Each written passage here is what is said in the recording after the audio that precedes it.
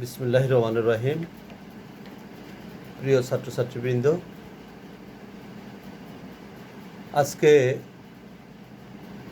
করোনাকালীন এই সময়ও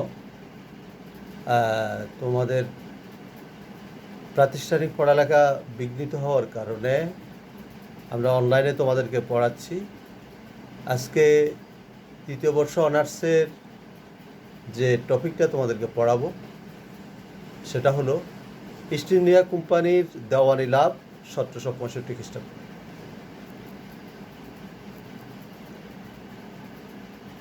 east India কোম্পানির রবার্ট ক্লাইভ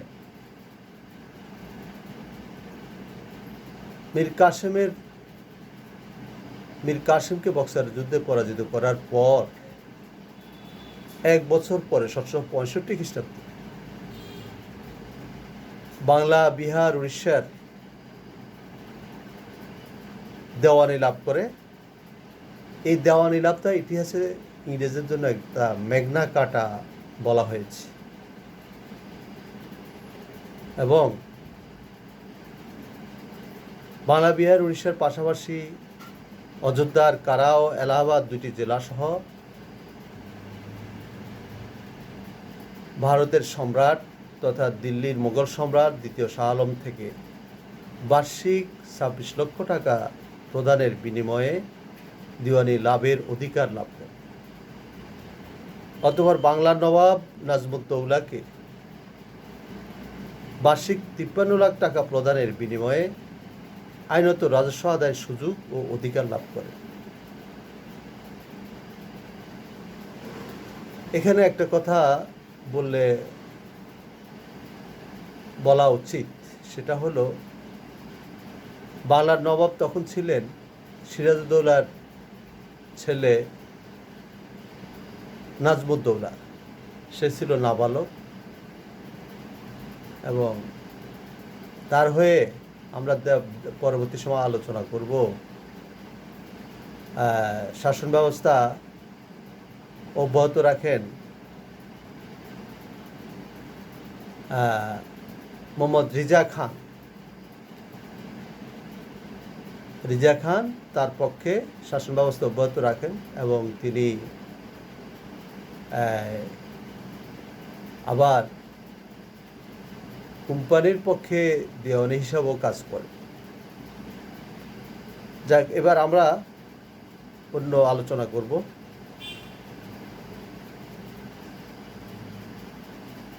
ক্লাইভের দ্বৈত শাসন। কোম্পানির হাতে রাজস্ব ও দেশ রক্ষার এবং নবাবের হাতে বিচার ও শাসনের ভার। ইংরেজদের কত ধূর্তামি, আসল যেটা ক্রিম, যেটা আসল মেইন উপাদান রাজস্ব মানে খাজনা আদায়ের অধিকার এবং দেশ রক্ষার ভার তাদের হাতে। আর বাংলার নবাবের হাতে দেওয়া হয়েছে কি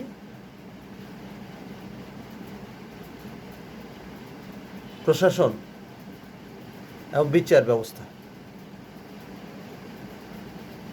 তো আগে বলেছি রেজা খান তখন নাজমুদ্দৌলার পক্ষে এবং তিনি বাংলার নাজিম হিসাবে নিযুক্ত হন, আর সীতাব রায় বিহারের নাজিম নিযুক্ত হন। তারা নবাবের অধীনস্থ হলেও কোম্পানির আইন মেনে চলত।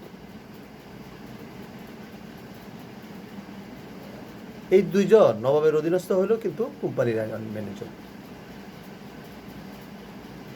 এই যে তারা যে বাংলা, বিহার, উড়িষ্যার দেওয়ানি লাভ করে তারা ক্ষমতা নিলেন এবং তারাই দেশ রক্ষার ভার নিলেন এবং ইউরোপীয় সৈন্য নিয়োগ করলেন এবং তাদের চাহিদা মোতাবেক তারা দেশীয় আজ্ঞাবহ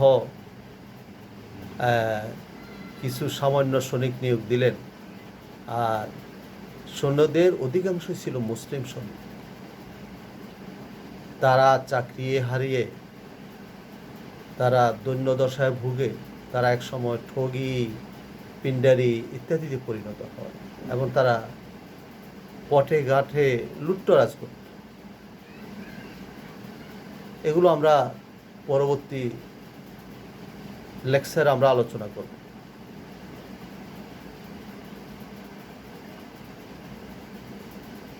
তো ক্লাইভ দেওয়ানির ক্ষমতা লাভ করে, ইংরেজরা দেওয়ানির ক্ষমতা লাভ করে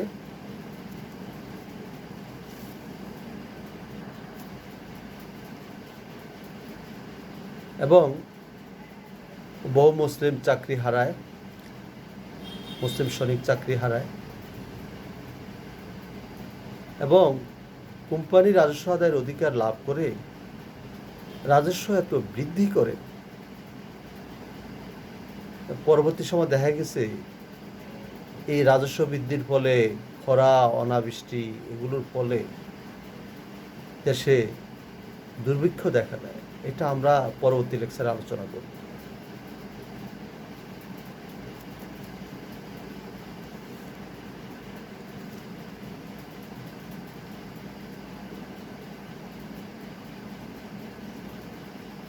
এদিকে কোম্পানি এই দেশে রাজস্ব দিয়ে, এই দেশের ইনকাম দিয়ে এই দেশে ব্যবসা করত এবং তারা ইউরোপ থেকে আর কোনো সোনার বার বা কোনো টাকা পয়সা আনত না এবং এই দেশে ব্যবসা করে এই দেশে রাজস্বের টাকা দিয়ে বরং তারা প্রচুর পরিমাণে অর্থ সম্পদ ইউরোপে তারা পাচার করতে থাকে। অধিকন্তু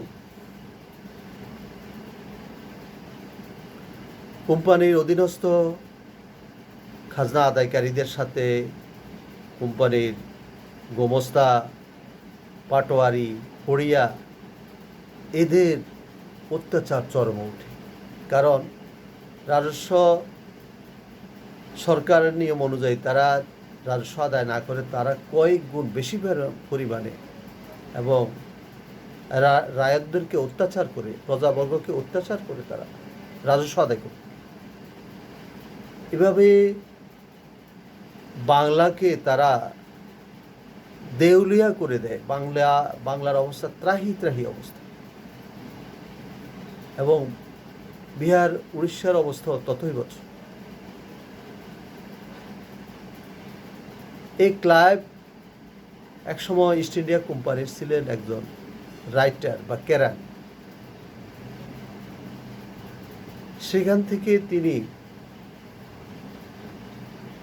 কলকাতার যুদ্ধে তিনি যে পারঙ্গমতা, যে সাহসিকতার প্রদর্শন করে, পলাশির যুদ্ধে তিনি যে সাহসিকতা দেখান এবং পরবর্তী যুদ্ধগুলোতে জয়লাভ করেন, যার কারণে তিনি একসময় গভর্নরে, তিনি বাংলার গভর্নরে পরিণত হন এবং লর্ড উপাধি পান। ইংল্যান্ডের লর্ড সভায় তাকে ধন্যবাদ দেওয়া হয়, সাথে সাথে আবার তার অপকর্মের জন্য তাকে তিরস্কারও করা হয়।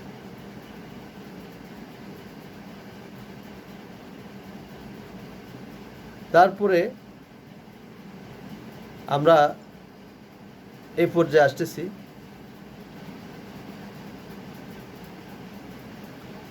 ক্লাইভ প্রথম পর্যায়ে 1756 থেকে 60 খ্রিস্টাব্দ পর্যন্ত তিনি ক্ষমতা ছিলেন। আবার চলে যান দ্বিতীয় পর্যায়ে 1765 থেকে 1767। এভাবে তিনি দুবার ক্ষমতায় ছিলেন এবং পরবর্তী সময় তিনি যখন ইংল্যান্ডে চলে যান, তার আগে তিনি ভারতে ইস্ট ইন্ডিয়া কোম্পানিকে একটা বাণিজ্যিক প্রতিষ্ঠানে পরিণত করেন এবং লাভজনক প্রতিষ্ঠানে পরিণত করেন এবং এই কোম্পানিকে একটা দেশের স্বত্বাধিকারে, একটা দেশের মালিকানায় তিনি পরিণত করে যান। এবং কোম্পানির প্রকৃত উদ্দেশ্য গোপন রাখার জন্য এবং ইউরোপীয় অন্যান্য বণিকদের চোখে ঠুলি দেওয়ার জন্য তিনি দিল্লির মোগল বাদশা থেকে বার্ষিক ২৬ লক্ষ টাকার বিনিময়ে তিনি বাংলার দেওয়ানি লাভের সুযোগ লাভ করেন এবং বাংলার নবাবকে বার্ষিক ৫৩ লক্ষ টাকার বিনিময়ে তিনি খাজনা আদায়ের অধিকারকে তিনি আইনসিদ্ধ করেন। তো বাংলার নবাবকে তিনি এটা না করলেও পারতেন, কিন্তু এগুলো স্রেফ লোক দেখান, কারণ তখন তার যে শক্তি সামর্থ্য ছিল, তিনি বাংলার নবাবকেও তিনি বন্দি করে রাখা সামান্য ব্যাপার ছিল। তারপরে বাংলার নবাব ছিল তো তার আজ্ঞাবহ একটা পুতুল নবাব ছিল,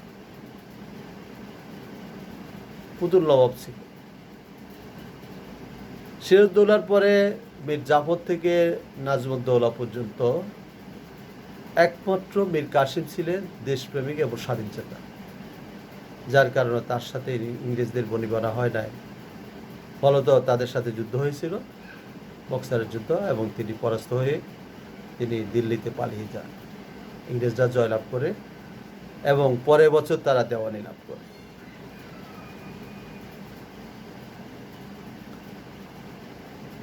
এবার দেখা যাচ্ছে তারা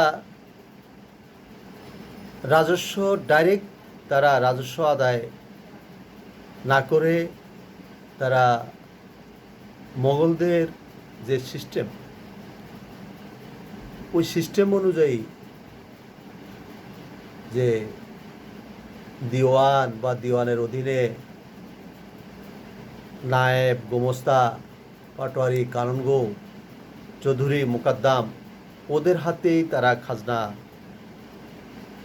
আদায়ের ভার তুলে দেন এবং তারা ইংরেজরা এটার সাথে সাথে থাকে, কারণ তারা প্রথমে এটা দায়িত্ব নেয় না। এই জন্য তাদের এই দেশে খাজনা আদায়ের অভিজ্ঞতা তাদের ছিল না, তাছাড়া এই দেশের ভাষা তারা বুঝতো না। এবং পরবর্তী পর্যায়ে দেখা গেছে তারা বাংলার বাহিরে উত্তরপ্রদেশের অযোধ্যার কারা এবং এলাহাবাদ যে দুইটা জেলা, এটা অযোধ্যা নবাব সুজাউদ্দৌলা থেকে তারা এটা খাজনা আদায়ের অধিকার লাভ করেন এবং তাকেও একরকম বাধ্য করেন এবং সে ইংরেজদের আজ্ঞাবহতে পরিণত হয় এবং অযোধ্যাকে তারা বাফার স্টেটে পরিণত করে, কারণ দিল্লি পর্যন্ত মারাঠারা চলে আসছে, দিল্লি থেকে এদিকে ধেয়ে আসতে পারে। এই জন্য বাংলা এবং দিল্লির মধ্যবর্তী অযোধ্যাকে তারা বাফার স্টেট হিসেবে পরিণত করে।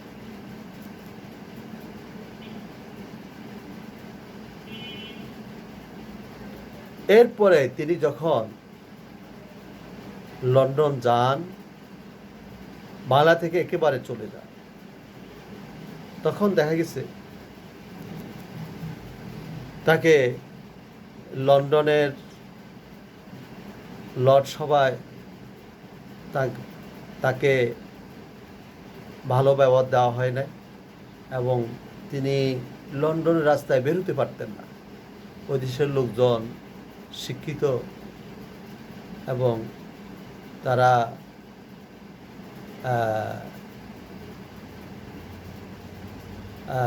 মনা এবং ভারতীয়দের এই যে সরল মনার এবং বোকামের সুযোগ নিয়ে সে এই দেশ থেকে যে টাকা পয়সা লুটতরাজ করছেন, লর্ড উপাধি গ্রহণ করছেন, প্রচুর টাকা পয়সার মালিক হয়েছেন, এই জন্য তাকে ক্রিটিসাইজ করত।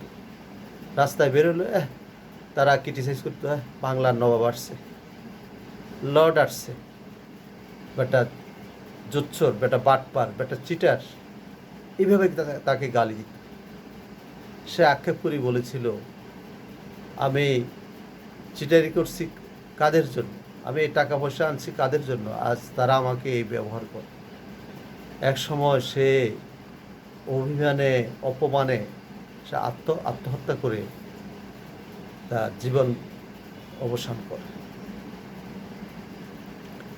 তো এইভাবে আমরা দেখতে পাচ্ছি ইস্ট ইন্ডিয়া দেওয়ানি লাভ করে তাদের ক্ষমতাকে আইনসিদ্ধ করে নবাব নামকা অবস্থায় একটা পুতুল নবাব, প্রকৃত ক্রিম আসল যে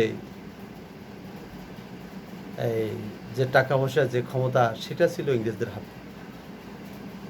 এবং এই রাজস্ব আদায় নিয়ে এত হরিলুট চলছিল এবং এই হরিলুট